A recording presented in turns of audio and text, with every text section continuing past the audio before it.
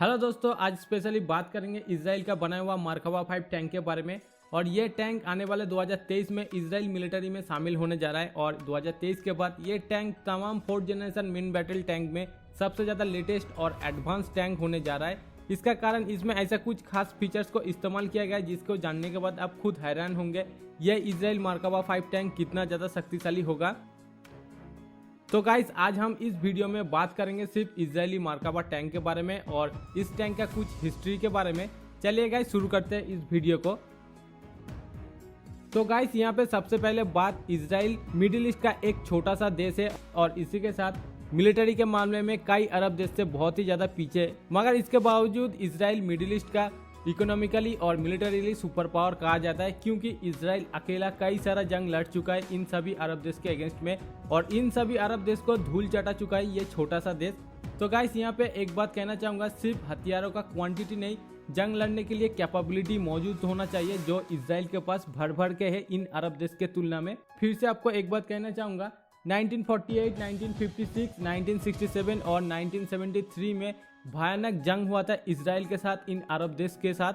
और यहाँ पे इजराइल इन अरब देश को भयानक तरीके से हराया था और भयानक तरीके से धूल चटाया था। और गाइस, यहाँ पे 1967 के जंग के बाद इजराइल ने एक कमी महसूस किया, जैसे कि इजराइल एक ऐसा प्लेटफॉर्म इस्तेमाल करे जो इजराइल खुद बनाता होगा। और वर्तमान समय पे आप भले ही देख रहे हो हर एक जंग में टैंक का इफेक्टिवनेस बहुत ही कम होता जा रहा है, मगर एक बात कहना चाहूँगा, रेगिस्तान में टैंक एक कारगर वेपन्स और सुपीरियर वेपन साबित होता है। एक रेगिस्तान में अगर एक टैंक को खड़ा कर दो तो ये जंग का रुख ही बदल देता है। तब भी था और आज भी है। इसलिए इजराइल ने मरकावा टैंक को डेवलप करना शुरू किया 1970 में और फाइनली 1979 में इजराइल इस मरकावा टैंक को अपने मिलिट्री में शामिल किया। तो दोस्तों, यहाँ पे मरकावा टैंक का ऑपरेशनल हिस्ट्री के बारे में अगर कहा जाए तो इजरायली मरकावा टैंक 1979 में इजरायली मिलिट्री में शामिल हुआ और ठीक 3 साल बाद 1982 में लेबनान जंग में सक्सेसफुली इस्तेमाल किया इजरायली मिलिट्री। इसके बाद 2002, 2006 और 2014 में इजराइल मिलिट्री ऑपरेशन में हिस्सा लिया ये मरकावा टैंक। और ये टैंक 1982 लेबनान जंग के बाद इस टैंक का दहशत और खौफ पूरे मिडिल ईस्ट में ज़्यादा बढ़ गया था। मगर एक बात कहना चाहूँगा, हर एक का तोड़ और हर एक का रिकॉर्ड मौजूद होता है। जो इजराइल अकेला पूरे अरब देश को धूल चटाया था, उसी इजराइल एक बात को एक्सपेक्ट नहीं किया था जो उसी के साथ 2006 में हुआ था। उसी इजराइल को 2006 में लेबनान जंग में लेबनान का एक छोटा सा रेबल ग्रुप हिजबुल्लाह ने धूल चटाया था और उसी का मरकावा टैंक को कचरे का ढेर बना दिया था।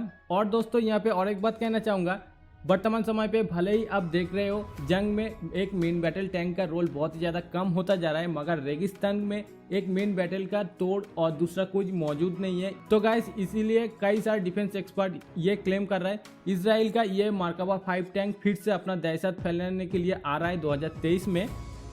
तो गाइस, इस टैंक के अगर बारे में कहा जाए तो ये अब तक 4 वेरिएंट बना चुका है। मार्क 1, मार्क 2 और मार्क 4 वर्तमान समय पे सर्विस में है और मार्क 5 2023 में आने जा रहा है। तो गाइस, इस टैंक का अगर प्राइस की बात की जाए तो वर्तमान समय पे $5.5 मिलियन से भी ज्यादा इसका प्राइस है। इस टैंक का मास वेट 64 टन जो लॉन्ग रेंज में और शॉर्ट रेंज में 75 टन तक इस टैंक का वजन होता है। और इस टैंक में 4 क्रू मेंबर रहता है, जैसे कमांडर, गनर, लोडर और ड्राइवर। और इस टैंक में क्लासिफाइड कंपोजिट आर्मर को इस्तेमाल किया गया है। इसके अलावा स्लैपेड आर्मर को भी इस्तेमाल किया गया है। और इस टैंक को इस तरह से बनाया गया है जैसे कि 80 mm तक कोई भी रॉकेट लॉन्चर को झेल सकता है। इस तरह से पहले से ही बनाया गया था। इस टैंक में मेन आर्मर में इस्तेमाल किया गया है एक 120 mm का स्मूथ बोर गन, जिसमें ATGM फायर करने की कैपेबिलिटी मौजूद है। और इसके अलावा सेकेंडरी वेपन में एक 12.7 mm का हेवी मशीन गन और इसी के साथ 3 7.62 मशीन गन को इस्तेमाल किया जा सकता है। और इसके अलावा एक ग्रेनेड लॉन्चर और एक 60 mm का मोटर को भी इस मरकावा टैंक में इस्तेमाल किया जा सकता है।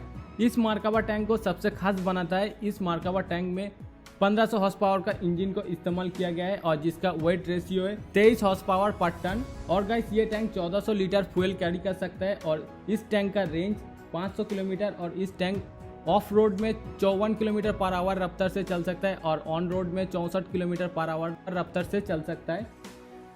तो दोस्तों, ये था मरकावा टैंक के बारे में। मगर आप बात करेंगे स्पेशली मरकावा 5 में जो स्पेसिफिकेशन और जो फीचर्स ऐड होने वाला है, जिसकी वजह से आने वाले फ्यूचर में मरकावा 5 टैंक तमाम 4th जनरेशन टैंक में सबसे एडवांस और शक्तिशाली टैंक बनने जा रहा है। उस फीचर्स के बारे में बात करेंगे।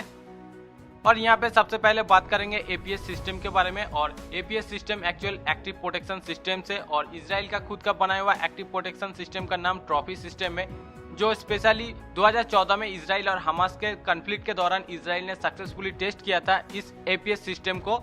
एपीएस सिस्टम बेसिकली एक टैंक का या डिफेंस सिस्टम होता है जो किसी भी तरह का एंटी टैंक गाइडेड मिसाइल्स और एंटी टैंक रॉकेट से बचाता है। और एक एपीएस सिस्टम एक टैंक को 360 डिग्री में कवर देता है हर समय हर तरह से।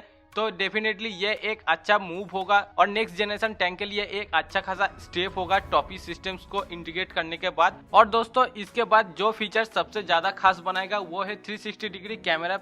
इसका कारण यहाँ पे जो कैमरा को इस्तेमाल किया जाएगा वो बहुत ही ज्यादा हाई रेजोल्यूशन कैमरा होगा, और ये कैमरा कैपेबल होगा दिन में और रात में कई तरह का मिशन कंप्लीट करने में।